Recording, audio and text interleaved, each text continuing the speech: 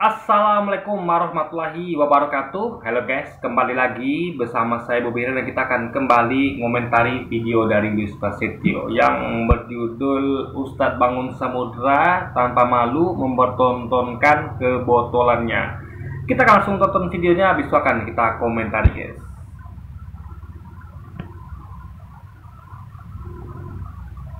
Lukas pasal 1 ayat 1 sampai 3 biar tahu kita sopo sing nulis Bibeli. Maka aku memilih untuk menyusun traktat dan membukukan bagimu. Loh, tulisannya arek dino ya gak percaya.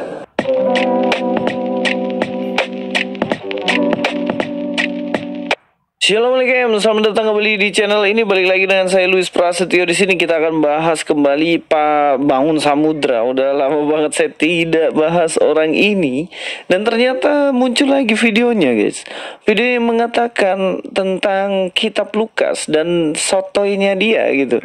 Dan kita akan melihat betapa dia mempertontonkan kebodohannya sendiri.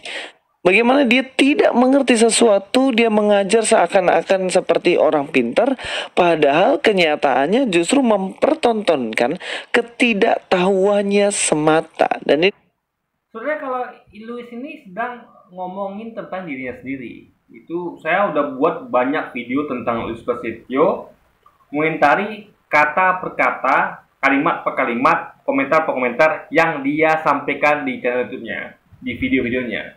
Itu banyak sekali, hampir semua videonya saya komentari dan saya buktikan di video saya itu. Video saya itu betapa sebenarnya dia tuh sedang membicarakan dirinya sendiri, guys.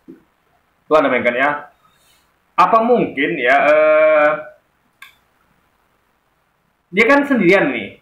Ya, dia sendirian, yang dia sampaikan yang katanya kebotolannya, alias itu kata lain dari ketololan ya. Kebotolan adalah kata yang similar, yang sama dengan ketololan. Jadi dihaluskan dengan mengatakan kebotolan. Itu apa make sense ya? Dia yang disebut botol itu ya, atau tolol itu ya, itu Ustaz Abu Somad, Ustaz Kedik Siong, Ustaz Bangun Samudra, ya Waloni. Berapa banyak itu, guys? Coba. Semuanya dikatakannya botol, apa kebotolan gitu kan? Menunjukkan kebotolannya. Coba, make sense nggak? Seorang Luis Prasetyo, ya. Kalau 1-2 is oke, 1-2. Ini semuanya, guys, luar biasa. Saya saja, ya, bahkan saya ketika mengkritik atau mengatakan ini salah, nggak pernah saya katakan tolol, nggak pernah. Pakai kata-kata kasar nggak pernah, guys. Ya, yang saya bahas itu aja orangnya. Luis Prasetyo, Tanpa Ragi, Didik Juli, gitu kan. Itu saja. Saya nggak pernah sampai mayoritas pendeta nggak. Kalau dia kan itu mayoritas ustadz. Bahkan para mualaf pun kena gitu kan, kena. Jadi apa? Jadi bahan sok taunya dia gitu. Jadi ketika dia mengatakan orang itu sok tahu, sebenarnya dia yang begitu. Ini make sense nggak? Kira-kira dia yang seorang diri ya melebihi kapasitas isi kepala di mereka yang banyak itu ya, yang bukan ulama-ulama kacangan, bukan ulama-ulama kacangan gitu kan. Bukan asal mualaf, bukan asal ustadz gitu kan, ulama. Dibandingkan dengan dia yang ya hanya pendeta biasa gitu kan. Saya komentari paling dia ya kan, yang biasa-biasa aja gitu. Di Juli itu kan bukan pendeta besar kan.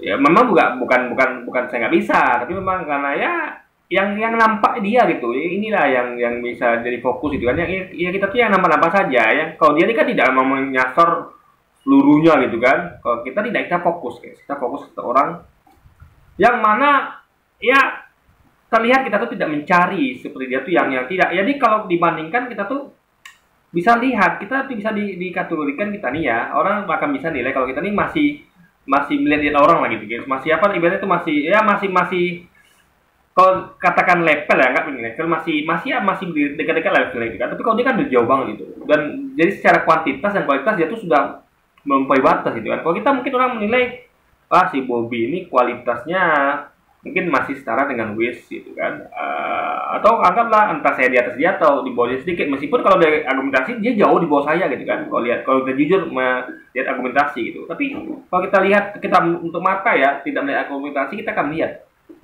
kalau ada pendapat yang masih make sense lah kalau mengatakan mungkin ya apa kalau melihat kalau tidak melihat argumentasi ya dari title saja. Kan dia nikah sama pendeta, saya bukan ustaz gitu kan. Jadi kalau dari title mungkin orang kan menilai ini Louis ini pendeta, walaupun bukan pendeta besar tapi pendeta lah. Kalau si saya ini siapa lah gitu kan. Jadi itu masih make sense kalau tidak melihat argumentasi sama sekali. Tapi kalau melihat argumentasi ya kalau mau jujur itu kan jomplang sekali gitu kan. Nah, kalau saya memang memandang argumentasi gitu, bukan detail. Tapi Louis kalau lihat argumentasi apa detail ya, bukan argumentasi, apalagi argumentasi detail aja, itu dia detail dengan ustaz-ustaz besar kita, ulama besar kita, dengan mualaf-mualaf kita yang cukup banyak. Itu argumentasi itu tuh secara kualitas dia jauh di bawah, dan secara kuantitas juga dia semua sendiri gitu kan. Nah itu poinnya. Ini sudah melampaui batas ke soto apa yang dia pakai istilah dia kan kesotoyannya gitu kan. Dia jadi yang sebenarnya yang soto itu dia gitu kan, yang sotoy. Nah mungkin orang sebanyak itu secara kuantitas sebanyak itu sotoy semua, dia nggak sotoy sendiri kan nggak mungkin, nggak make sense kan. Harusnya kan dia yang sotoy sendiri, yang itu semua nggak sotoy gitu, karena secara kuantitas banyak mereka lima sendiri.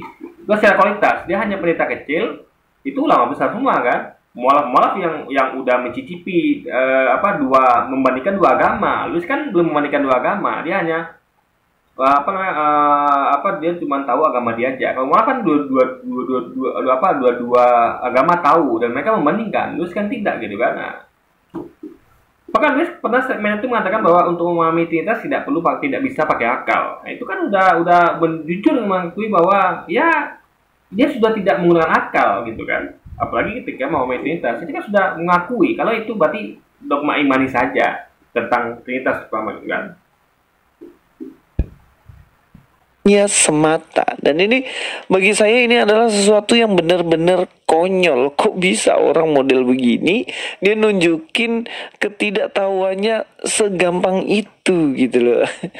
Oke, langsung aja kita nonton videonya dan kita akan bahas semuanya. Lukas pasal 1 ayat 1 sampai 3, biar tahu kita sopo sing nulis Bibeli. Maka aku memilih untuk menyusun traktat dan membukukan bagimu. Loh, tulisannya arek Dino ya nggak percaya. Dino itu pabrik roti Paulus. Dia yang nulis ini. Takon-takon orang apakah dia pernah ketemu Nabi Isa? Tidak pernah. Ketika Nabi Isa diangkat ke langit, 300 tahun kemudian baru ketemu arek sing di pabrik roti Paulus. Yes, dan tidak pernah ketemu Nabi Isa. Oke, di sini bagaimana sotoinya dia mengajarkan sesuatu tentang Kristen, dan kemudian jamaahnya ketawa-ketawa guys. Ketawa-ketawa karena lugunya gitu kan, karena ketidaktahuannya. Dipikir apa yang diajarin bener, padahal mereka malas cross check sendiri. Setidaknya ada 3 hal yang ingin saya komentari guys. Yang pertama itu penulis Lukas itu sebenarnya kan, kalau kita tahu penulis Lukas dan juga dikatakan di situ kan Paulus katanya. Terus Lukas dapat informasi dari mana dan lain-lain, dan juga Injil Lukas itu sebenarnya ditulis tahun 300. Nah, ini yang akan kita bahas pada hari ini, 3 hal ini. Yang pertama saya mau masuk dulu kepada menurut dia penulis kitab Lukas itu Paulus. Dan ini benar kekonyolan yang hakiki yang dimiliki oleh Pak Bangun Samudra. Bagaimana dia bisa mengatakan bahwa penulis Injil Lukas begini ya, ini yang harus dipahami ya.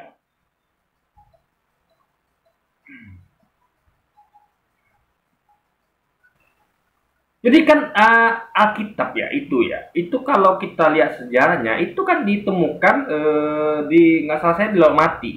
Jadi ada gulungan ya, apa istilahnya, gulungan yang dikanonisasi. Jadi gulungan-gulungan lembar-lembaran yang dilakukan proses gulungan kanon gitu ya, saya lupa istilahnya. Jadi itu dikanonisasi atau ya semacam di restorasi gitu guys, sehingga menjadi sesuatu yang bisa dibaca gitu kan. Jadi intinya nggak ada setelah terima kayak beda sama kayak Quran. Quran itu apa yang Nabi Muhammad sampaikan itu dicatat dan dihafal para sahabat, ya kan. Bukan 1-2, banyak sekali sahabat yang mencatat. Nah Cuman belum disatukan, masih pribadi-pribadi. Sahabat A mendengar dan menghafal, ya kan, mencatat, masih pribadi. Nah, waktu ada perang apa saya lupa itu guys, perang apa. Jadi itu di situ mulai banyak para sahabat penghafal Quran tuh yang mulai meninggal di medan perang. Sehingga nggak salah saya tuh sahabat Abu Bakar ya, salah saya tuh atau Umar ya, sahabat Umar kayaknya salah ya. Itu punya pemikiran gimana kalau ini dibukukan. Karena takut nanti semakin banyak kaum muslimin penghafal Quran itu meninggal di medan perang. Jadi takutnya nanti Al-Quran ini nggak terjaga. Ya karena belum ada penyatuan yang apa gitu yang dipegang satu orang gitu. Satu ya, dipegang bersama dalam artian penyatuan gitu, masih pribadi-pribadi. Ya meskipun dihafal juga. Jadi belum berupa penyatuan gitu. Ya kan? Jadi ibaratnya kayak ya kayak belum didokumentasi, kayak misalnya kayak ada pidato dari siapa misalnya, pidato dari presiden. Nah, tiap orang mendengar, menghafal dan mencatat. Tapi belum ada penyatuan gitu, dokumentasi yang sepakat semuanya kalau ini yang disampaikan presiden kemarin. Belum ada.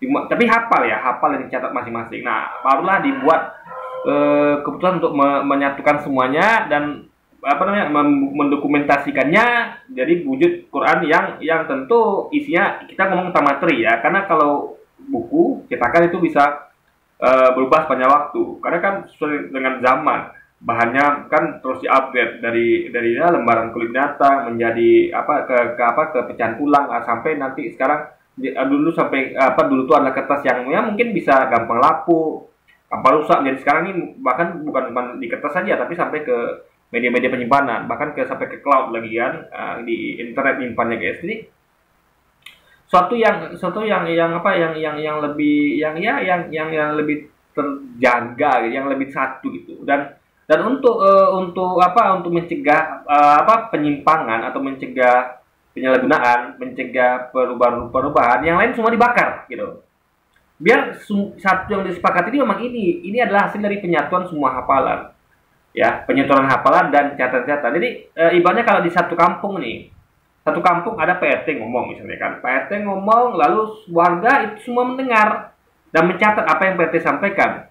Nah, cuman belum bersatu, belum nyatu. Nah, nanti kira-kira berapa tahun kemudian barulah ketika mulai ada yang meninggal mungkin warga di RT ini satu-satu, lalu tiba ada orang yang punya pikiran, aduh nanti kalau meninggal semua nanti nih memang sih dihafal tuh sampai ke anak-anak, tapi kan berpikir kalau ada musibah di kampung ini gimana? Kayak waktu itu kan perang, kalau mati semua kaum muslimin gimana? Tentu tidak, akunnya akan lenyap bersama hafalan mereka, atau mungkin ya dengan catatan mereka yang kecil itu. Makanya dibuat penyatuan. Makanya warga kampung misalnya itu berkumpul, lalu menyatukan hafalan dan catatan. Jadi semuanya catatan yang ada itu dikumpulkan. Biar nanti tidak ada lagi bukti biar ada bukti kalau nanti nggak ada lagi catatan yang bisa dijadikan argumentasi kalau nggak begitu isinya yang disepakati ini kan, tapi ini yang kupegang nggak ada lagi karena pasangan semua udah diambil, dikumpulkan, sehingga nggak ada lagi asal bagi mereka untuk mengatakan oh yang disepakati itu nggak benar, ini yang benar saya pegang, nggak ada lagi karena semua udah sepakat. Buktinya mereka menyerahkan dokumentasi mereka, paham ya? Ini penyerahan dokumentasi masing-masing itulah untuk menyepakati bahwa apa yang mereka yakini itu yang disatukan itu sudah sesuai dengan apa yang mereka catat sebelumnya dan mereka hafal. Nah, jadi untuk menghilangkan misconception gitu kan, atau kesalahpahaman tentang Quran yang sudah disepakati bersama ini, isi yang berdasarkan dari hafalan dan catatan dari masing-masing individu dari warga kampung itu misalnya. Nah, jadi seperti itu logikanya. Jadi ada turun-temurunnya Al-Quran. Nah, bahkan kalau sejarah versi hadis pun itu ada pengecekan, dicek langsung ke lokasi, dicek ini berapa orang yang menyampaikan, yang mendengarkan hal ini, yang mendengarkan atau melihat peristiwa ini, lalu apakah yang menyampaikan itu jujur apa tidak orangnya, apakah itu pikun apa tidak, apakah dapat apa tidak dan segala macamnya, lalu ya hal itulah dicek lagi. Jadi makanya ada tingkatan di situ, sejarah di hadis itu ada tingkatannya, ada versi, ada yang dinilai sahih, ada yang mutawatir gitu kan, ada sahih, ada yang kuat, ada yang lemah, ada yang agak lemah, ada yang dhaif bahkan palsu gitu kan. Nah, jadi itu ada kritik teks terhadap hadis karena sejarah kan. Kalau Quran kan tidak, karena memang dihafal. Jadi yang dihafal itu kan hanya Quran. Di hadis juga dihafal. Tapi mengapa hadis itu nggak seperti menghafal Quran? Karena Quran itu memang wajib dihafal gitu kan. Beda sama hadis. Nah, jadi jelas sanadnya ke Nabi itu jelas sama Quran. Tapi kalau mereka tidak, Alkitab itu ditemukan ya. Jadi beda sama Al-Quran yang dihafal dan dicatat turun-temurun. Mereka tidak begitu. Metodologinya jadi mereka itu adalah ditemukan. Jadi ada ditemukan apa namanya semacam gulungan di laut mati kalau salah itu ya. Lalu digalikan kanonisasi.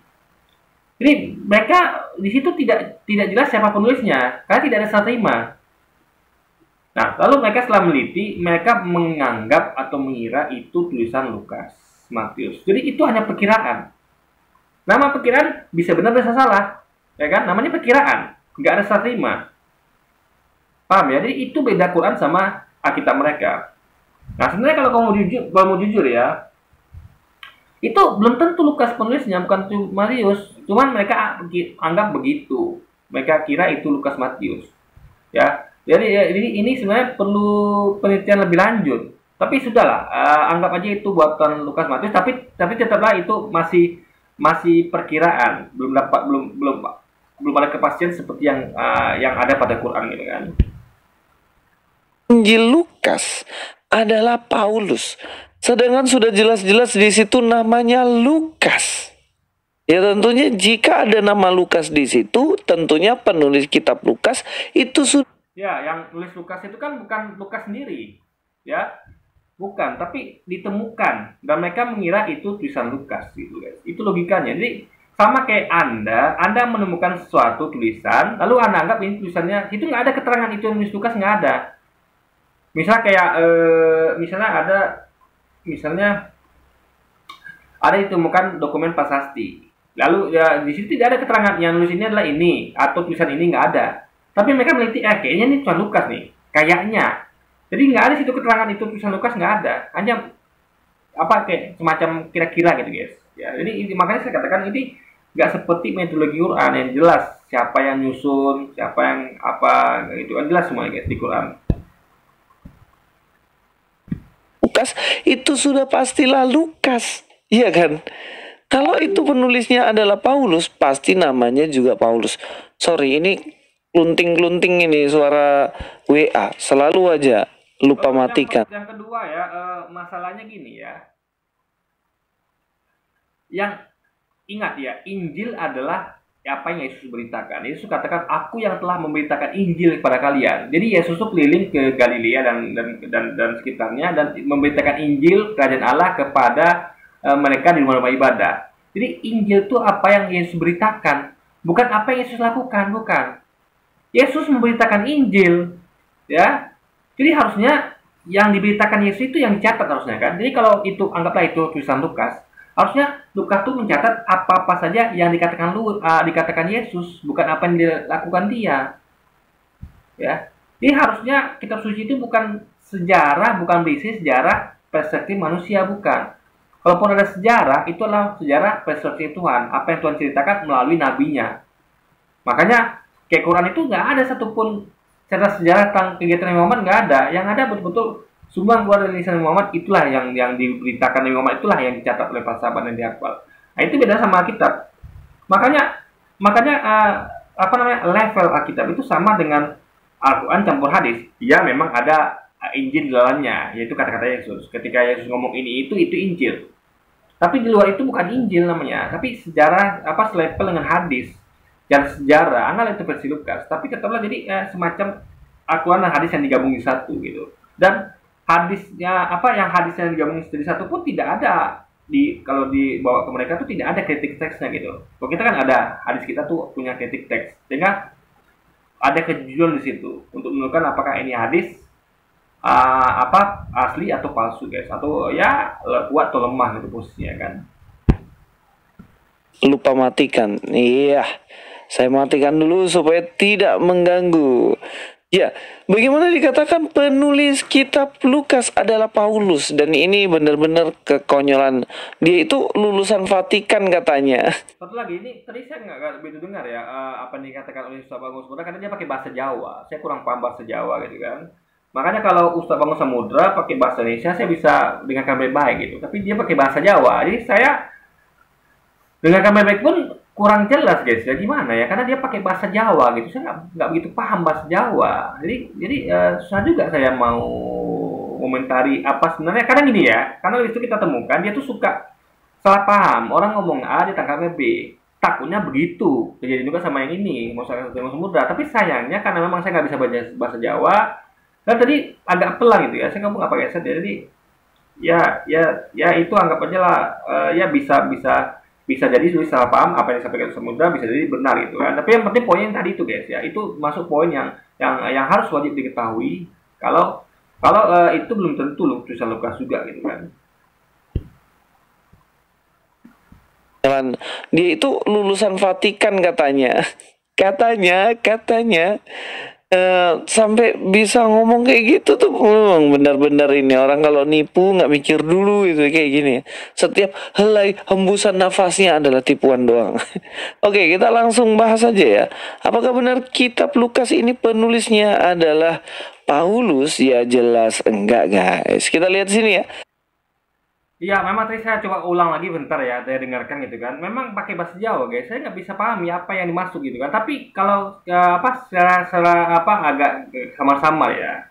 Itu dia yang jelas ya, yang jelas dia tuh mengatakan bahwa Bible. Siapa yang nulis Bible gitu? Dia bukan spesifik nyebut tentang ayat itu gitu kan. Jadi dia spesifik, dia bukan secara spesifik tapi secara general menyebut Bible. Jadi siapa ya sebenarnya yang nulis Bible? Yang nulis itu Paulus itu ya. Jadi Paulus itu dianggap menulis Bible. Jadi Bible itu ya bukan Lukas, bukan tadi itu gitu. Itu yang saya tangkap karena ini agak sulit karena bahasa Jawa. Tetaplah poin tadi itu harus saya sampaikan gitu kan. Karena kita tahu juga ya ada beberapa catatan Paulus mungkin yang asal di Alkitab ya contoh kayak kata-kata dia tentang tentang sunat-sunat penting gitu kan. Jadi memang ada tulisan Paulus ada di Alkitab, beberapa tulisan Paulus di jadi kalau disampaikan Ustaz Bang Samudra bahwa siapa nulis Bible? Paulus gitu kan. Itu masih ada make sense-nya gitu. Di antara orang-orang yang nulis itu termasuk Paulus di dalamnya. Tapi sekali lagi ya kita nggak tahu itu Bible itu sebenarnya tulisan siapa. Karena tidak ada serah terima guys.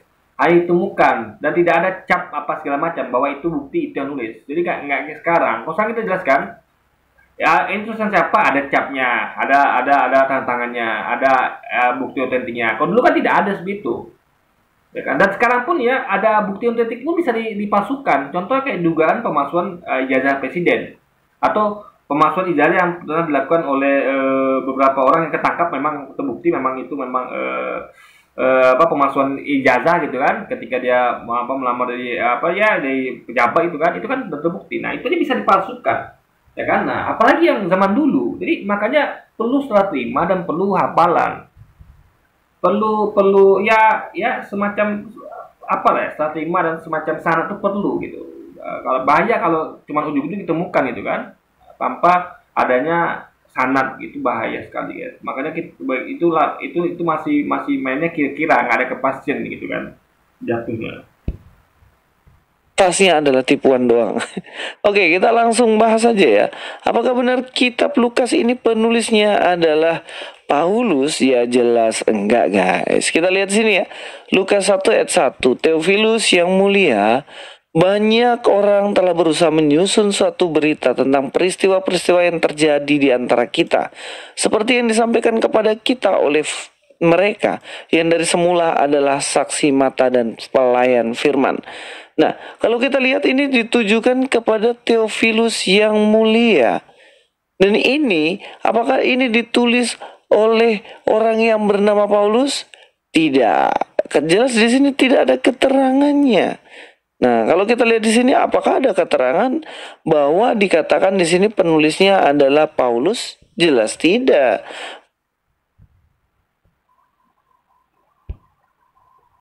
Makanya kalau kita lihat ya, karena itu setelah aku menyelidiki segala peristiwa itu dengan saksama dari asal mulanya, aku mengambil keputusan untuk membukakannya dengan teratur bagimu.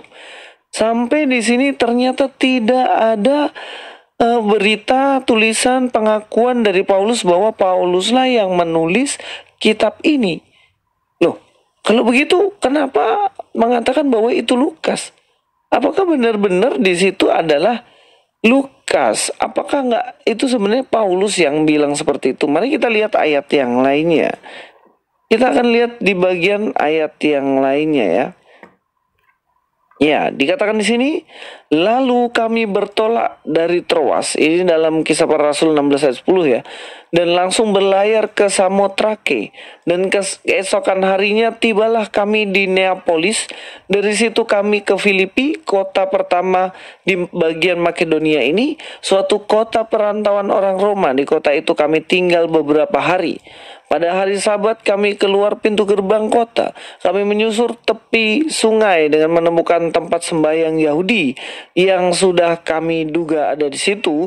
Setelah duduk, kami berbicara kepada perempuan yang ada berkumpul di situ. Seorang perempuan itu yang bernama Lydia turut mendengarkan. Ia seorang penjual kain ungu dari kota Tiatira yang beribadah kepada Allah. Tuhan membuka hatinya sehingga ia memperhatikan apa yang dikatakan oleh Paulus. Nah, perhatikan ya, bagaimana dikatakan di sini sehingga ia memperhatikan apa yang dikatakan oleh Paulus.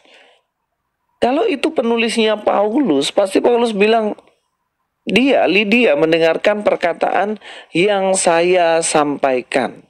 Tapi dikatakan yang disampaikan Paulus. Jelas Paulus adalah orang ketiga atau orang kedua, gitu kan. Kalau kedua engkau ya, kamu ya. Orang ketiga dia, mereka.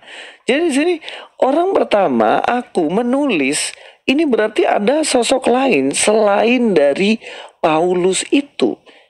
Lalu kalau kita lihat siapa sebenarnya?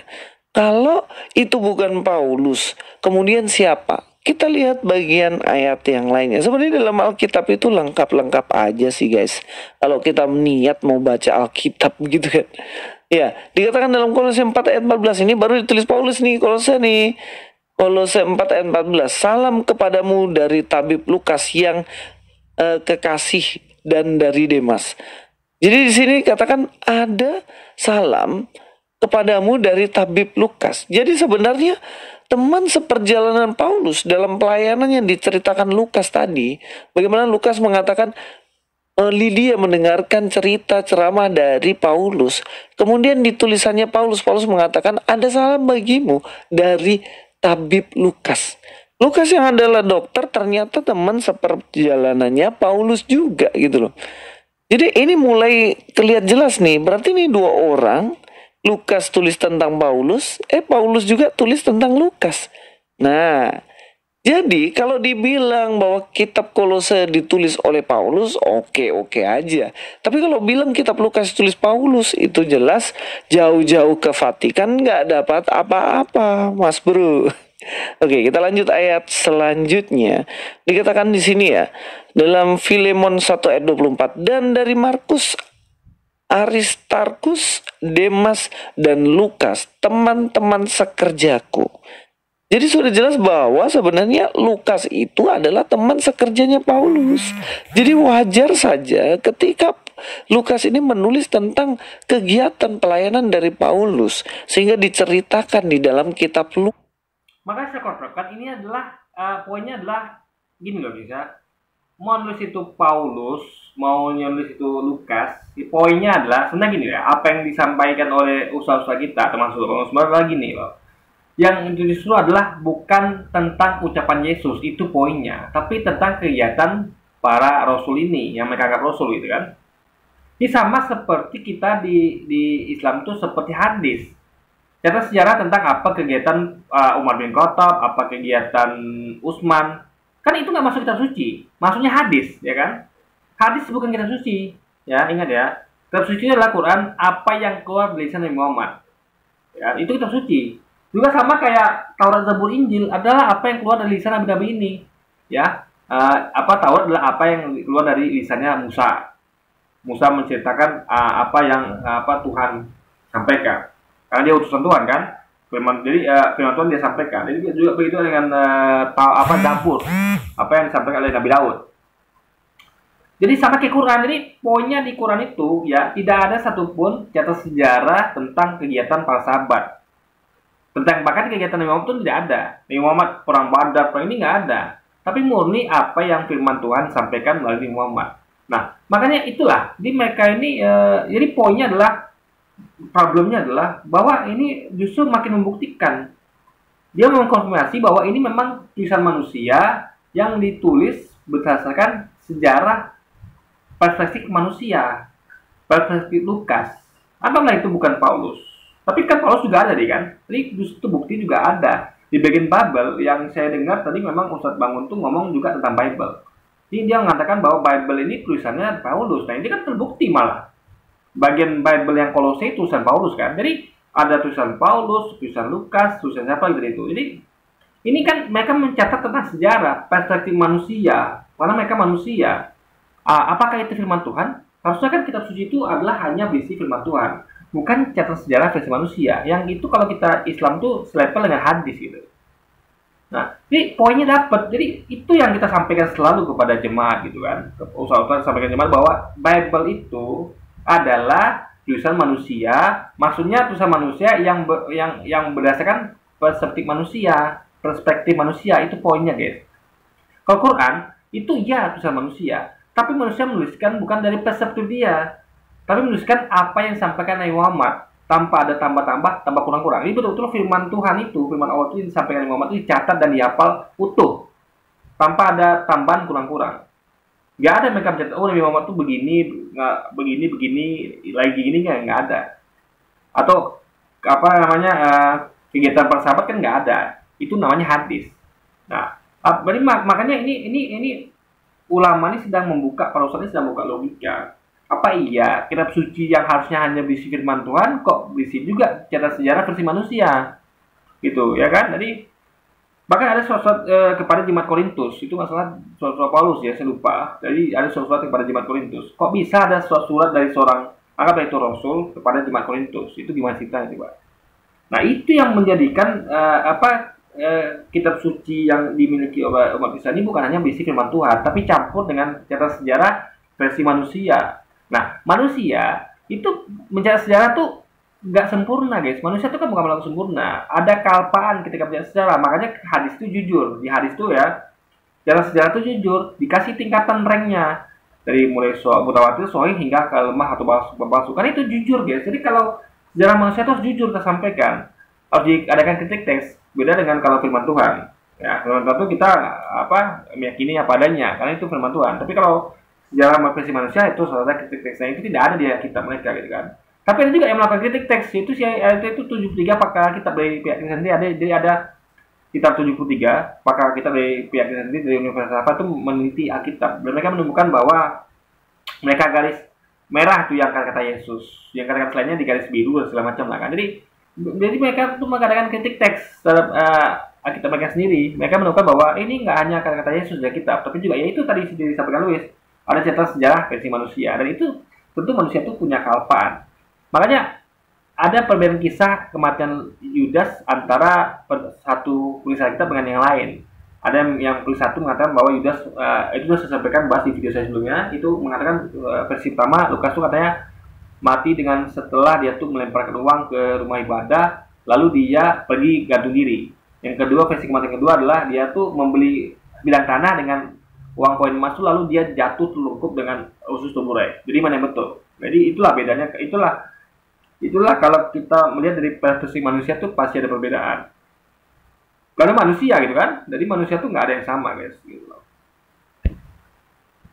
Tentang kegiatan pelayanan dari Paulus sehingga diceritakan di dalam kitab Lukas diceritakan di dalam kitab. Jadi kita anggaplah kalau Quran tuh ibaratnya ada Quran tuh jadinya seperti kalau kita tuh sama kayak ada Quran tuh yang Qurannya Umar bin Khattab, Qurannya Abu Bakar, Qurannya Utsman. Tapi kan nggak ada kita mengenal Qurannya Abu Bakar, Quran Utsman seperti mereka kan. Lukas seperti itu kan para sahabatnya yang mereka anggap sahabat gitu kan, murid gitu kan. Kita nggak ada begitu guys, karena nggak ada catatan sejarah versi Utsman tuh jadikan kitab suci, nggak ada. Nah kalau mereka ada, nah jadi para muridnya tuh dianggap kitab suci. Nah, di situ letak itu yang letak membuat kita semakin yakin bahwa itu bukan firman Tuhan, tapi memang catatan sejarah versi manusia. Jadi perkara siapapun itu yang mau Paulus kayak buat mau Lukas itu jelas itu manusia dan bukan firman Tuhan guys. Nah, jadi firman Tuhan adalah hanya apa yang Yesus beritakan di rumah ibadah, itu firman Tuhan. Kalau selain itu bukan firman Tuhan guys. Diceritakan di dalam kitab Kisah Para Rasul. Jadi nggak jadi masalah gitu loh. Dan itu justru menunjukkan bahwa ternyata benar penulis dari kitab Lukas dan kitab Kisah Para Rasul itu sama kan? Yaitu siapa? Yaitu Lukas. Kita coba lagi ya cek di dalam Alkitab yang lainnya. Ya, di sini kita melihat bagaimana dikatakan di ayat 10 ya, 2 Timotius 4 ayat 10. Karena Demas telah mencintai dunia ini dan meninggalkan aku, ia telah berangkat ke Tesalonika. Kreskes telah pergi ke Galatia dan Titus ke Dalmatia. Hanya Lukas yang tinggal dengan aku. Ini bayangkan ya, ada seorang Umar atau Utsman bin Affan itu mencatat sejarah versi mereka masing-masing. Umar nyatetnya begini, Utsman nyatetnya begini, cara apa terjadi gitu kan. Itu gimana? Apa bisa disebut kitab suci? Nggak bisa. Tapi mereka bisa, guys. Secara sejarah versi manusia bisa dikatakan kitab suci. Itu di situ yang nggak dapat diterima logika. Kita tahu kitab suci itu adalah isinya hanya firman Tuhan, bukan sejarah dari perspektif manusia gitu kan. Setelah pergi ke Galatia dan Titus ke Dalmatia, hanya Lukas yang tinggal dengan aku. Jemputlah Markus dan bawalah ia kemari, karena pelayanannya penting bagiku. Jadi di masa-masa sulit dari Paulus ternyata tinggal Lukas yang masih ada bersama dia, sehingga Paulus meminta supaya Markus juga datang untuk merawat Paulus dalam masa-masa akhirnya. Jadi apalagi yang Anda mau pakai mengatakan kitab Lukas itu ditulis oleh Paulus, itu sangat-sangat konyol. Itu benar-benar konyol sih kalau menurutku. Oke, kita akan lihat dalam bagian kitab yang lainnya ya.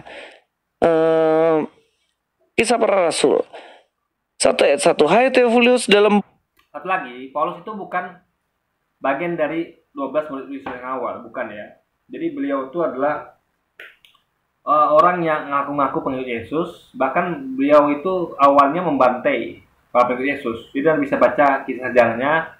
Dia awalnya adalah orang berdosa yang membantai pengikut Yesus awal, yaitu umat Nasrani ya. Itu beliau bantai, lalu beliau tiba-tiba ngakunya tobat. Ini agak meragukan, kok bisa orang yang seperti itu tuh bertobat dan malah berbalik gitu. Karena gini ya, kita perlu ingat ya, Yesus pernah menyampaikan bahwa waspadalah terhadap nabi-nabi palsu. Mereka menyamar seperti domba, sungguhnya mereka selalu buas. Kan ini cocok sekali gitu, karena mereka menyamar seperti domba. Nah, ini kan kalau kita lihat apa yang dilakukan Paulus ini kan bisa dalam termin menyamar si domba. Dia menyamar seperti pengikut Yesus, padahal dia adalah serigala buas. Di mana tak buasnya? Serigala buasnya karena dia membantai pengikut Yesus awal gitu. Karena hanya serigala buas yang sanggup melakukan pembantaian terhadap pengikut Yesus awal gitu kan. Jadi cocok sekali gitu dengan Paulus dan teman-temannya. Kecuali kalau dia tidak melakukan hal itu, ya kan, tidak melakukan hal zalim lah kepada pengikut Yesus awal. Tapi dia melakukan itu. Nah, berarti kan seperti kelakuan segala yang ganas itu kan, dan menyamar seperti domba. Jadi jangan lupakan dengan peringatan Yesus itu dan nabi palsu. Jadi kalau ada berkata, oh bukan begitu, lalu siapa? Coba siapa orang-orang yang coba terangkan kepada kita siapa yang dimaksud oleh Yesus sebagai nabi palsu? Ya mereka nyamar seperti domba, lalu sebenarnya mereka ada serigala buas. Nah, mereka katakan itu Muhammad, itu nggak nyambung sama sekali. Nabi Muhammad itu tidak pernah menyamar seperti domba, nggak pernah. Nabi Muhammad juga tidak pernah seperti serigala buas yang menyamar seperti domba lalu membagi kisah, nggak pernah sejarahnya Nabi Muhammad itu seperti yang dilakukan Paulus. Jadi apa yang dilakukan Nabi Muhammad itu tidak ada seperti yang dilakukan Paulus, guys, dan teman-temannya yang membantai orang-orang pengikut Yesus awal gitu. Jadi kalau ada kaitkan Nabi Muhammad itu jauh sekali, dan Nabi Muhammad itu tidak pernah menyamar seperti domba. Bahkan Nabi Muhammad itu dan kita umat itu dikatakan adalah gurun, onta gitu kan. Jadi nggak pernah disebut domba gitu. Nah, di situ letak logika gitu kan. Kisah Para Rasul 1 ayat 1. Hai Theophilus, dalam bukuku yang pertama aku menulis tentang segala sesuatu yang dikerjakan diajarkan Yesus sampai pada hari ia terangkat, sebelum ia telah memberi perintahnya oleh Roh Kudus kepada rasul-rasul yang dipilihnya. Kepada mereka ia menunjukkan dirinya setelah penderitaannya dan selanjutnya. Perhatikan ya. Jadi Kisah Para Rasul 1 ayat 1 ini pembukaannya sama dengan kitab Lukas. Theophilus yang mulia, kalau di dalam kitab Kisah Para Rasul, hai Theophilus, sama. Jadi memang penulis baik Kisah Para Rasul dan Lukas sama, yaitu Lukas, bukan Paulus. Oke ya, paham? Sampai di sini ya, kalau masih nggak Ini nggak bisa paham, disamakan ya. Jadi penulis Kitab Para Rasul dengan kitab Lukas tadi katanya itu belum tentu sama. Mentang-mentang ada kata-kata Hai Theophilus atau Theophilus yang Agung, nggak bisa juga gitu kan. Karena penulis Alkitab kan bukan hanya Lukas, tapi juga ada Matius gitu kan. Jadi makanya gini, nggak bisa menyamakan mentang-mentang ada kata-kata Hai Theophilus atau ya Theophilus yang Agung gitu. Ya kan? Karena gini loh, kayak misalnya kayak kita kita memanggil seseorang misalnya misalnya kayak Hai ulama gitu kan. Jadi kan nggak hanya satu orang nyebut dia ulama gitu, atau Hai Pak Pendeta Besar atau Hai apa gitu kan. Jadi ini nggak bisa kita generalisasi spesifikkan menjadikan itu Lukas gitu. Ini saya nggak setuju, ya nggak setuju sama sekali. Karena ini terlalu dangkal gitu, terlalu mudah gitu kan, terlalu menggampang gitu. Kalau tadi saya tengok masih make sense lah gitu, menerangkan logikanya begini bahwa ini yang melihat begini, tapi tetap itu dalam kerangka bahwa itu adalah nggak layak dikatakan kitab suci. Yang harusnya hanya firman Tuhan, kok bisa ada catatan sejarah versi manusia. Itu yang sebenarnya yang kita poin, yang kita bikin bimbang apakah ini kitab suci apa bukan. Karena kitab suci itulah hanya berisi firman Tuhan, bukan catatan sejarah manusia. Makanya kita, kalau saya sendiri ya, atau banyak orang Islam lainnya, kalau misalnya hadis itu digabung sama Quran, kita menjadi ragu. Ini Quran kok menjadi kitab sejarah gitu kan. Jadi apa bedanya buku sejarah dengan Quran gitu. Makanya alhamdulillah kita membedakan. Hadis bukan kitab suci. Hadis itu nggak suci. Kenapa? Karena ada hadis dhaif di dalamnya.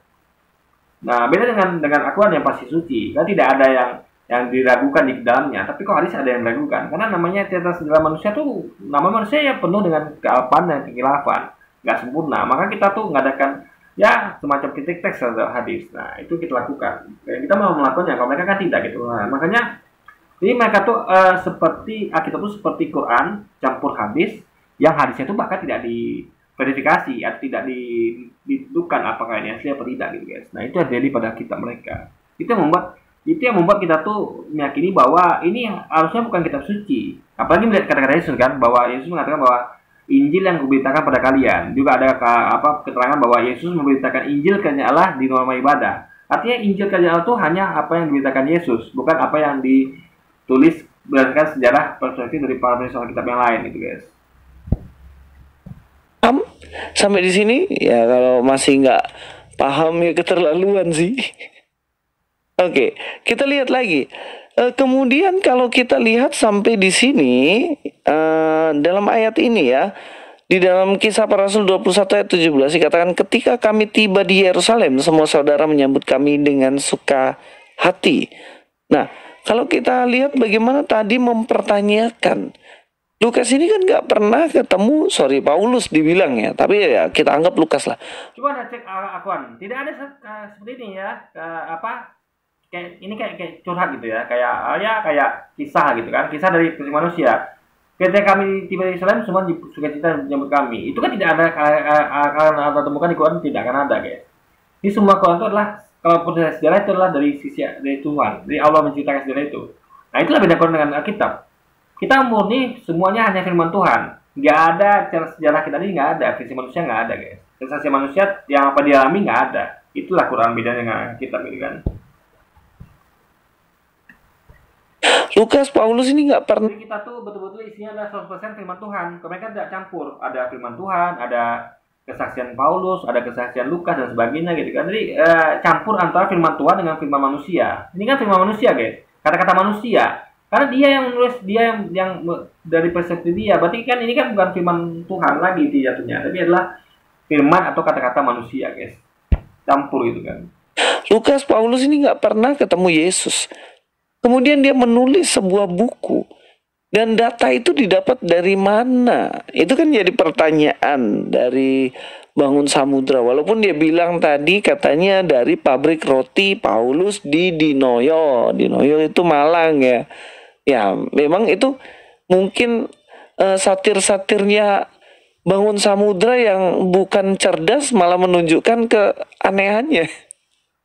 Iya, faktanya memang Paulus sih nggak pernah ketemu, dan ini katanya Lukas ini ya, saya nggak tahu nih Lukas yang mana, tapi ke Paulus jelas itu tidak sezaman sama Yesus.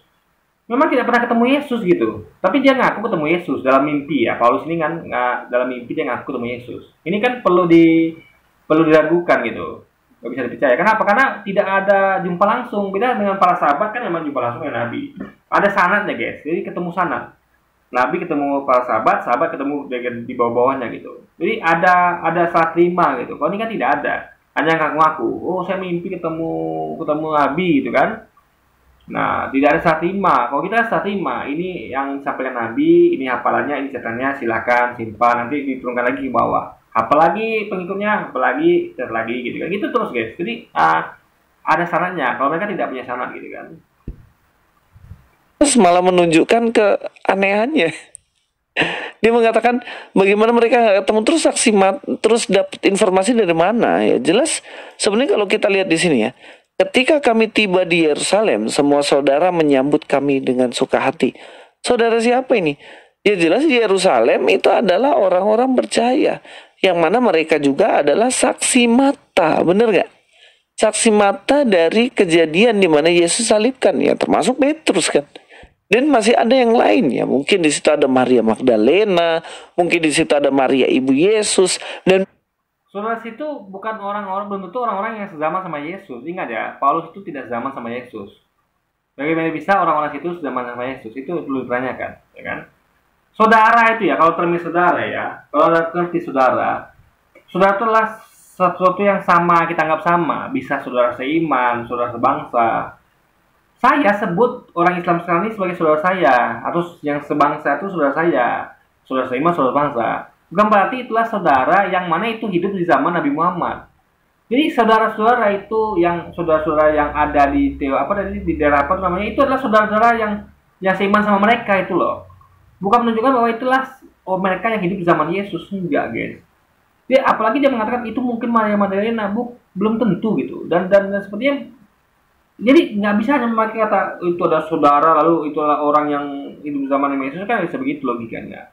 Itu adalah artinya saudara seiman yang sama imannya dengan mereka gitu loh, ya kan logikanya. Jadi bukan berarti itu saksi mata yang hidup di zaman Yesus, enggak, karena Paulus saja hidup zaman sama Yesus gitu kan. Nah, itu dia poinnya guys, logikanya. di situ ada Maria Magdalena, mungkin di situ ada Maria ibu Yesus, dan masih banyak lagi yang mana mereka adalah saksi mata. Lu tahu? Enggak, ini asumsi itu guys. Oh mungkin. Paulus saja nggak hidup zaman sama Yesus. Gimana bisa orang-orang yang temui itu adalah hidup zaman sama Yesus? Itu logikanya. Ya. Dan ingat itu katanya hanya memakai dengan gampang saja, hanya memakai kata saudara gitu. Itu maksudnya saudara seiman. Orang-orang di situ tuh seiman sama mereka, maka mereka dipanggil saudara, guys. Gak ada hubungan sama mereka yang hidup menyaksikan apa yang kejadian pada waktu itu. Ya belum tentu gitu loh. Ya kan? Jadi kan itu cara membuktikan kalau mereka itu adalah orang-orang yang memang menyaksikan itu, bukan itu. Ada yang memakai kata saudara, guys, bukan. Apa ini kalau gitu, kalau saya katakan saudara-saudara saya yang saya ke rumah si Anu, lalu saya ketemu saudara-saudara saya, apakah mereka itu adalah orang yang menyaksikan kejadian pada zaman Nabi Muhammad? Kan tidak. Artinya adalah saudara seiman saya gitu guys. Nah, gitu pun. Jadi bukan itu cara membuktikan kalau mereka ini menyaksikan kejadian itu gitu loh, ya kan? Banyak lagi yang mana mereka adalah saksi mata. Lu tahu dari mana saksi mata? Tadi kita sudah baca di dalam kitab Lukas 1 ayat 1. Dikatakan di sini ya, seperti yang disampaikan pada kita oleh firman yang dari semula oleh mereka. Seperti yang disampaikan kepada kita oleh mereka, bukan oleh firman. Tadi saya bilang oleh firman. Kita oleh mereka yang dari semula adalah saksi mata dan pelayan firman. Saksi mata, bosku. Jadi walaupun Lukas, Paulus tidak ketemu Yesus, tapi mereka ketemu saksi mata langsung atas peristiwa itu. Nah, saksi mata itu apakah dapat dibenarkan gitu kan? Itu yang pertama.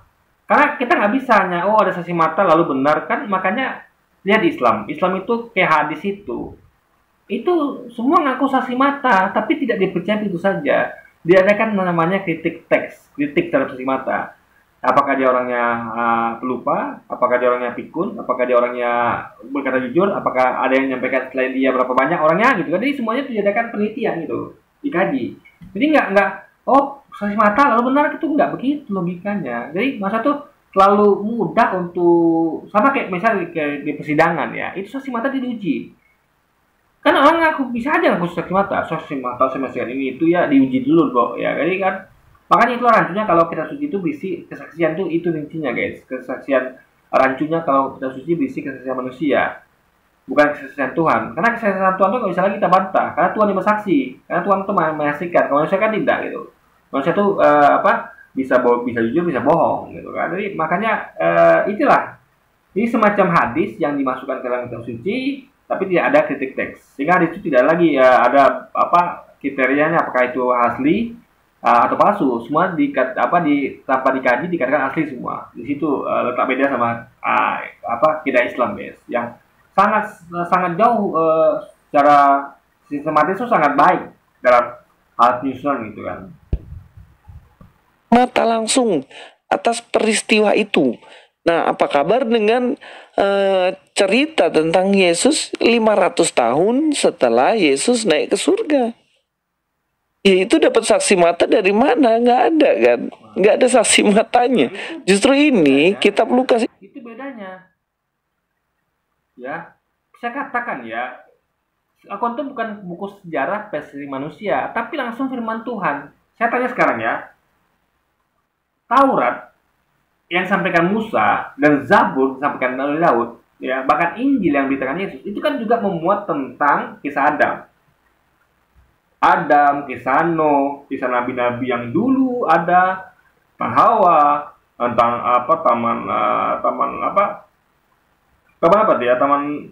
saya lupa tuh guys ya, taman Firdaus tuh apa tuh guys. Nah itu dapat dari mana coba? Musa dapat itu kesaksian siapa? Ya, tentang kejadian penciptaan dunia dari siapa? Dari Tuhan. Nah, jadi sama kayak Quran juga begitu. Ini lucu ketika Yesus mengatakan bahwa oh ini 500 tahun setelah itu dapat kesaksian dari mana? Jadi ini sama pertanyaan dengan Musa itu dapat kesaksian dari mana? Daud itu ketika menyampaikan Taurat itu dapat kesaksian dari mana? Dari Tuhan langsung, karena mereka nabi, mereka utusan Tuhan, mereka langsung mendapatkan firman Tuhan. Sama juga Yesus juga begitu. Dari mana Yesus mendapatkan kesaksian tentang kejadian Nabi Adam atau kejadian penciptaan dunia? Dari Tuhan langsung. Nabi Muhammad juga begitu. Makanya absurd kalau mempertanyakan Nabi Muhammad itu dari mana dapat kesaksian itu kalau dia tidak mengalami. Ya. Sama kayak Yesus atau Musa atau Daud itu dari mana?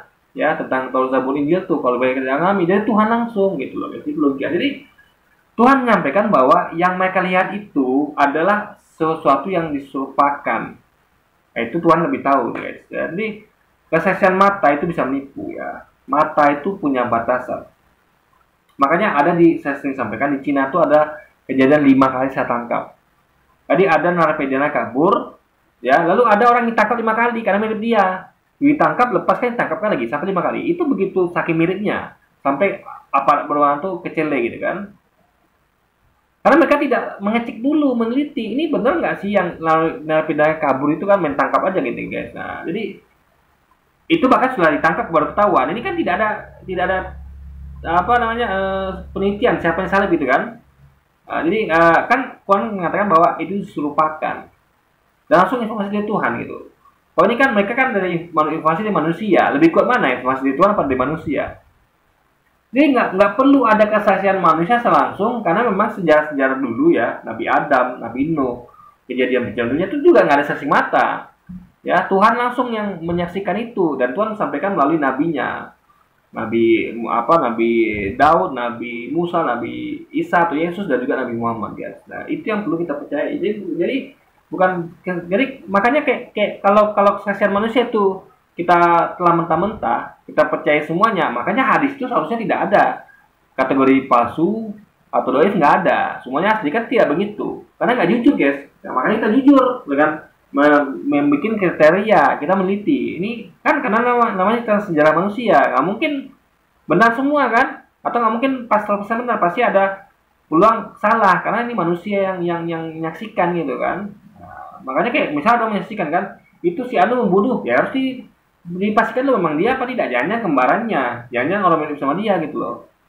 Nah, jadi poinnya guys ya, kita tuh beda lah metode di Quran sama kita tuh beda guys. Jadi lebih itu yang menjadikan orang-orang tuh kenapa percaya Quran. Karena Quran itu tidak ditemukan hadis dalamnya, hadis itu terpisah gitu kan. Jadi betul-betul 100% firman Tuhan. Jadi nggak ada itu Quran tuh kesaksian manusia nggak ada. Yang ada semuanya adalah kesaksian Tuhan semua guys. Yang disampaikan oleh nabinya yaitu Nabi Muhammad Sallallahu Alaihi Wasallam guys. Katanya, justru ini kitab Lukas ini langsung merujuk kepada saksi mata. Jadi kalau mau nyindir-nyindir, mbok ya yang cerdas. Ngomong-ngomong, itu ketemunya 300 tahun di toko roti di Noyo dan lain-lain. Loh, bos, apa kabar yang 500 tahun gitu kan? 500 tahun nggak ketemu saksi sama sekali, cerita tentang Yesus. Iya kan? Nah, selanjutnya juga dia mengatakan kitab Lukas itu. Jangan lupa juga, Paulus itu kan bersaksi ketemu Yesus dalam mimpi. Coba anda bayangkan ya. Itu mereka percaya loh, coba. Ya kan? Padahal gini loh, kalau kita mulai percaya apa tidak tuh, ya harus lihat kesesuaiannya. Apa yang disampaikan oleh Paulus sama kan dengan Yesus apa tidak? Fakta nggak sama, kontradiktif gitu kan. Yesus menyampaikan tentang sunat, Paulus malah mendirikan hukum sunat. Yesus menyampaikan bahwa aku datang bukan untuk mendirikan hukum Taurat dan kitab Nabi. Paulus malah mengatakan bahwa menggenapi dengan mengartikan bahwa itulah mendirikan hukum Taurat dan kitab Nabi. Jadi kan tidak sesuai. Berarti dari situ bisa nilai kalau apa yang disampaikan dia tuh ya pengakuan dia itu adalah tidak sesuai dengan apa yang Yesus sampaikan. Kalau Nabi Muhammad sampaikan itu sama dengan Yesus sampaikan. Maka saya membahas itu di video-video saya yang mereka katakan sebagai cocokologi. Pak, kita sedang mencocokkan antara perkataan Muhammad dengan perkataan Yesus itu. Itu penting sekali untuk menemukan keterhubungan bahwa mereka ini adalah nabi dari Tuhan yang sama. Jadi mereka malah membuli dengan mengatakan cocokologi. Padahal memang itu metodologinya dan itu penting. Salah satu metodologinya adalah melakukan pencocokan yang diistilahkan dengan cocokologi gitu loh. Nah itu mereka tidak paham kenapa kita melakukan pencocokan terhadap apa yang Nabi Muhammad sampaikan dengan apa yang Yesus sampaikan.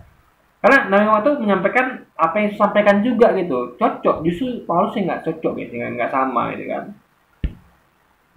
Lukas itu katanya ditulis 300 tahun. Bagaimana ini? Ini makin ngaco nih. Oke, kalau kita lihat ya dalam bagian-bagian. Jadi maksudnya adalah dituliskan itu bukan langsung ketika zaman Yesus. Jadi ada jeda waktu sekitar ya berapa 50 tahun nggak salah saya itu guys ya. Alkitab terdekat itu yang ditulis itu 50 tahun setelah Yesus itu pergi. Jadi artinya saya saja ya mencatatkan yang kemarin saya bisa lupa, apalagi 50 tahun yang lalu gitu. Apalagi detail itu saya lupa gitu kan. Nah itu perlu tanyakan. Jadi kalau kita tidak, kita terhadap Nabi Muhammad itu kita langsung begitu ngomong langsung dihafal, dicatat dan disampaikan turun-temurun. Nah itu beda sama mereka. Kalau ini ibaratnya sama begini ya. Mereka tuh ibaratnya kayak Nabi Muhammad tuh ngomong, lalu nggak ada yang mencatat, nggak ada yang menghafal. Lalu 50 tahun setelah Nabi Muhammad tuh pergi, lama ini meninggal, baru mereka mulai catat. Nah gimana nggak kacau guys? Apakah kita yakin apa yang catat 50 tahun kemudian itu sama dengan apa orang itu ucapkan 50 tahun yang lalu gitu kan? Apalagi nggak dihafal, nggak dicatat sebelumnya, coba. Nah di situ letak bedanya kurang dengan Alkitab mereka guys. Lihat ya dalam bagian-bagian ayat Alkitab yang kita tadi sudah bahas, di mana Lukas itu menulis tentang Theophilus. Selain itu, Lukas juga ternyata dia adalah teman sekerja dari Paulus, seperti yang kita sudah bahas tadi ya di sini. Filemon 1 ayat 24 dikatakan juga di dalam di sini, salam kepadamu dari tabib Lukas. Jadi hidupnya masih sejaman dengan Paulus. Paulus itu tahun 300 ya dia sudah mati begitu loh. Logikanya yang dipakai Bangun Samudra ini aneh. Kalau dia bilang kitab Lukas itu ditulis 300 tahun oleh Paulus, lah Paulus 300 tahun itu, tahun 300 itu udah mati. Sudah nggak ada lagi Paulus gitu loh. Ini Paulus dari mana yang bisa menulis tahun 300, menulis kitab Lukas, dan itu katanya Paulus, sedangkan Paulus itu udah mati tahun itu gitu. Dan bener-bener logikanya ini nggak bener. Begini ya, yang kita dengar pun tadi dari karena bahasa Jawa agak susah juga guys. Ini loh, dia kayaknya sepertinya Ustaz Bangun tuh bukan ngomong tentang tahun 300, tapi poinnya adalah sama zaman sama Lukas gitu kan, ya kan. Poinnya masa tuh apa namanya, harusnya kan kalau ini mau disamakan dengan poin Lukas, dan ini kan memang tidak sezaman sama Yesus, itu loh poinnya, tidak sezaman sama Yesus, itu poinnya. Jadi mau berapa tahun pun ya, kalau tidak sezaman itu ya susah. Kayak ibaratnya kayak kita lebih percaya mana dengan orang-orang yang hidup zamannya Soekarno dengan orang-orang yang hidup bukan zaman Mas Soekarno. Ya, tentu orang zaman dengan Soekarno yang kita lebih percaya gitu kan. Minimal ada start 5 lah. Jadi orang-orang yang hidup zaman Soekarno mencatat tentang sejarah Soekarno lalu menyampaikan ke bawah. Itu baru kita percaya. Jadi ada start 5, tapi ini kan tidak, guys. Ya kan, jadi orang ini ketika Yesus sudah pergi itu Paulus kan ngaku mimpi ketemu Yesus gitu, jadi nggak ketemu langsung. Lalu mereka mencatat dari kesaksian dari orang lain pula gitu, bukan pula dia yang menyaksikan gitu kan. Jadi makanya ini dan itu pun tidak ada kritik-kritiknya seperti hadis. Jadi memang betul-betul sangat metodologinya sangat tidak sebaik hadis gitu kan. Jangan Quran, metodologi hadis saja jauh lebih baik pada ini gitu kan. Di tahun itu gitu. Dan bener-bener logikanya ini nggak bener logikanya nggak bener nih, bagaimana lagi. Ya, kemungkinan kitab Lukas ini bukan kemungkinan lagi, yang jelas kitab Lukas ini ditulis pada waktu Paulus jelas masih hidup, dan itu kemungkinan sekitar tahun 50-an ya, 58 60 lah, tahun-tahun itulah. Dan kitab Lukas ini udah ditulis. Jadi jarak dari Yesus naik ke surga ya cuman 15 tahun, 10 tahun sampai 20 tahun lah. Jadi nggak terlalu lama gitu loh. Kalau dibandingkan dengan 500 tahun kemudian. Dan sejarah mencatat itu sekitar 50 tahun ya setelah Yesus pergi. Itu yang pertama kali ditemukan. Kitab tertua yang diperkirakan ditulisnya 50 tahun setelah Yesus pergi. Itu fakta. Ya. Jadi jangan dibawa lagi, jangan kecilkan dari 20 tahun. Nah, saya pun mau dipaksa pun 20 tahun, tapi itulah bukan waktunya sebentar. Ya, Anda bayangkan ya, saya ngomong ini sekarang. Coba Anda bayangkan ya, apa yang saya omongkan sekarang ini, tolong ada orang yang dengar ini ya, siapapun yang dengar ini, tolong nanti tuliskan 20 tahun ke depan. Anggaplah kita paksakan 20 tahun, misalnya 50 tahun. Karena faktanya 50 tahun. Sejarah itu mengatakan 50 tahun. Yang paling dekat ke zaman Yesus ditulisnya gitu kan. Jadi orang ini nulisnya 50 tahun setelah Yesus pergi. Itu paling dekat. Bukan 20 tahun seperti pun ya. Anggaplah 20 tahun sekalipun. Kita paksakan lah, kita plus ke 20 tahun. Lebih dekat lagi gitu kan. Walaupun itu masih jauh. Coba saya tantang Anda. Ya. Ini kata-kata saya sepanjang 1 jam 2 menit ini. Itu belum setebal Bible loh. Belum setebal apa yang ditulis Lukas atau Matius. Belum setebal itu. Ini masih berapa kata-kata saya keluarkan. Gak setebal itu. Coba Anda yang dengar ini, dan ingat ya, tidak Anda hafal ya. Anda hanya dengar. Kalau hafal pun sebenarnya lebih baik lagi, tapi bukan lebih baik ya. Maksudnya tuh, belum tentu juga Anda bisa menuliskannya. Jadi coba Anda dengarkan ini, apa yang saya sampaikan ini. Saya tantang Anda 20 tahun ke depan ya. Tolong tulis apa yang saya sampaikan ini ya, dengan lengkap dan dengan detail, dengan persis sama seperti yang saya ucapkan. Nggak mungkin. Atau apa yang saya lakukan ini persis nggak mungkin, guys. Karena 20 tahun lagi gitu kan, 20 tahun lagi. Ya kan 20 tahun lagi ya, saya aja nih ya, saya pernah mengalami ya memberikan kesaksian di kantor polisi tentang kejadian yang dialami oleh teman saya kemarin. Itu saya ada lupanya, guys. Ada beberapa scan yang saya lupa, adegan saya lupa gitu. Itu baru kemarin loh. Dan kita juga manusia itu kadang lupa, karena kita lupa letakkan HP di mana, kita lupa kita belum bawa dompet misalnya kalau lagi pergi atau HP kita ketinggalan, atau kita lupa melakukan sesuatu. Itu manusia begitu.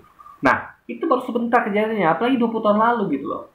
Jadi makanya orang tuh untuk itu mereka membuat buku. Begitu mereka mengalami, makanya ada namanya buku harian. Jadi mereka mengalami apa hari itu, langsung mereka tulis, takutnya lupa. Jadi mereka kejadian itu langsung mereka tulis. Bahkan wartawan itu, ada kejadian langsung ditulis kan, langsung direkam, biar nggak lupa. Nanti ketika mereka tuliskan, mereka menuliskan berdasarkan rekaman. Jadi misalnya ada nggak misalnya wartawan tuh gini, dia datang ke narasumber, Lalu dia cuma dengar aja, oh Pak Anies Baswedan ngomong gini. Lalu mereka biarkan saja, tiba-tiba nanti malamnya mereka tulis, tadi Pak Anies ngomong apa ya? Kan nggak ada begitu.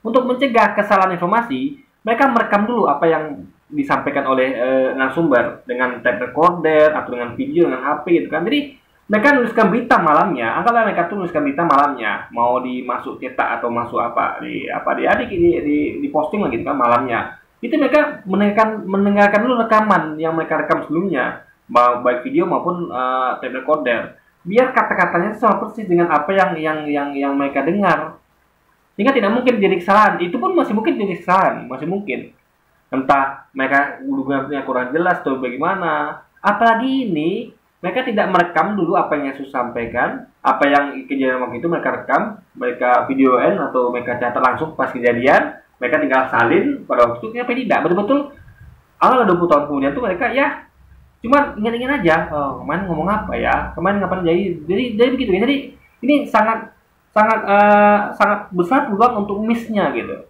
paham ya? Nah, bagi faktanya bukan 20 tahun tapi 50 tahun, 20 tahun aja sudah besar peluang miss-nya gitu loh. Apalagi masalah kata-kata, kalau kejadian mungkin masih bisa lah agak dirutkan kan, oh dia begini, tapi kalau kata-kata ini kan susah, ingat kata-kata kan lebih susah dibandingkan ingat dengan apa kejadian gitu kan. Jadi poinnya adalah ini ada sesuatu yang, makanya saya katakan ya, harusnya kitab suci itu bukan berisi dari kesaksian manusia, apalagi kesaksian manusia kejadian 20 tahun lalu, yang faktanya sebenarnya 50 tahun lalu, itu sangat diragukan guys. Nah, jadi poinnya adalah bukan, mending kita dengar kesaksian Tuhan gitu kan, langsung Tuhan yang sampaikan, yang Tuhan itu tentu tidak terbatas segalanya, sehingga apa yang disampaikan itu kesaksian itu adalah pasti benar kalau kesaksian Tuhan gitu kan. Beda dengan kesaksian manusia 20 tahun atau 50 tahun setelah kejadian itu terjadi gitu, baru dicatat dan tidak dihafal dan tidak dicatat sebelumnya gitu atau direkam sebelumnya gitu kan, tiba-tiba langsung aja cuma coba ingat langsung menuliskannya, itu kan bisa besar peluang sehingga itu menjadi miss guys dalam hal kesesuaian dengan peristiwa sebenarnya jadi 50 tahun atau mungkin kita paksakan 20 tahun yang lalu gitu guys. 500 tahun kemudian yang menulis tentang Yesus. Oke, Pak Bangun Samudra, mudah-mudahan argumentasi saya ini Bapak bisa tanggapin. Cobalah balik dengan argumentasi, mematahkan setiap argumentasi saya. Atau teman-teman Anda yang bisa mematahkan argumentasi itu. Saya sudah mengatakan argumentasi Anda berkali-kali, tapi tidak satupun saya ditanggapi guys, luar biasa. Ya kan Ustaz Bangun Samudra, saya saja bisa gitu ya kan. Dan bukan hanya 1-2 video, tapi sampai semuanya gitu loh guys. Ini gimana bisa? Tanpa ada satupun tanggapan dari Louis. Apa videonya nggak sampai ke dia atau bagaimana ya? Jadi teman-teman tolong sampaikan videonya ke dia ya. Biar dia ada tanggapan sedikit gitu. Biar saya tanggapi balik gitu. Biar jadi dialog antara saya dan Louis gitu kan. Nah, jadi itu lagi ya. Jadi dia soal minta tanggapan dari Ustaz Bangun Samudra, sedangkan saya saja yang sudah menanggapi video ini ya. Video dia ini ya, bukannya 1-2 tapi banyak, itu tidak pernah ditanggapi. Jadi ini semacam ada miss yang besar guys antara Louis pas itu dengan apa ya, dengan pemikirannya gitu kan, dengan apa yang dalam itu ada miss besar gitu. Dia melakukan sesuatu yang ya sudah terjadi. Saya adalah saudara seiman dari Ustaz Bangun Samudra gitu kan. Jadi mungkin bukan temannya juga karena kita belum temenan gitu. Karena kenal aja dia belum kenal saya gitu kan. Tapi tetaplah udah ada yang menanggapi Anda itu sudah ada Louis gitu kan. Jadi tolonglah tanggapi gitu. Jadi kalau Ustaz Bangun Samudra saya nggak bukan itu fokus dia gitu kan, bukan itu. Ya, biar orang kayak saya aja menanggapi Anda. Juga saya rasa juga ada YouTuber lain yang menanggapi Louis ini kan, tapi kayaknya belum juga Louis tanggapi itu kan, mungkin ada 1-2, tapi kalau saya merasa belum ada sama sekali gitu. Yang ada tanggapi saya malah orang-orang mungkin pengikut dia gitu kan, kayak mungkin saya nggak tahu itu pengikut dia apa tidak, seperti akun Bagai Digisten, lalu siapa lagi mana dia, Maya Purba, Happy Karyano, segala macam itu gitu kan. Teman-teman Anda yang bisa mematahkan argumentasi itu, silahkan. Yang bisa membuktikan bahwa Paulus masih hidup tahun 300, atau bisa membuktikan kitab Lukas ditulis oleh Paulus ya. Saya Jadi Ustaz Bangun Samudra tuh kayaknya tadi bukan ngomong tentang 300 ya, tapi dalam bahasa Jawa tuh lah agak susah gitu. Jadi kalau nggak salah tuh 300 tahun setelah Yesus pergi gitu loh, kalau nggak salah ya. Hidupnya tuh ibaratnya tidak sezaman sama Yesus gitu loh. Jadi hidupnya tuh sekitar ya tadi cobalah ada riset sendiri ya. Jadi yang penting pastinya Paulus tuh hidupnya tidak zaman sama Yesus, itu poinnya guys. Jadi semacam kayak di Islam tuh bukan seperti Umar atau Utsman yang hidup zaman sama Yesus, Nabi Muhammad, tapi adalah anak itu sahabat, tapi bukan sahabat juga. Kenapa? Karena tidak ada pengakuan dari Nabi gitu. Kalau Umar kan dengan Utsman tuh atau Ali kan ada pengakuan dari Nabi, pengakuan dari orang-orang sekitarnya. Tapi kalau Paulus kan tidak ada pengakuan. Dari Yesus nggak ada pengakuan. Yesusnya nggak kenal sama dia. Kalau sahabat kayak Umar, Utsman tuh kan dikenal oleh Nabi. Juga dia ngaku dalam mimpi cuman bahwa katanya Yesus mengakui dia sebagai sahabat. Dalam mimpi apa bisa dipercaya? Mimpi guys. Nah, yang kita lebih gampang kita percaya Umar, Utsman, Ali, karena mereka memang betul-betul diakui oleh Nabi langsung. Nabi langsung ngomong ini sahabatku gitu kan. Nah, beda sama Paulus tadi yang ngaku-ngaku tapi tidak pernah ketemu Yesus sama sekali, hidup zaman sama dia gitu kan. Berapa tahun pun itu tetap tidak sezaman dan tetap ada beda zaman gitu guys. Oke, jadi mungkin sekian dulu aja video kita kali ini ya. Sampai jumpa lagi di video selanjutnya. Wassalamualaikum warahmatullahi wabarakatuh guys.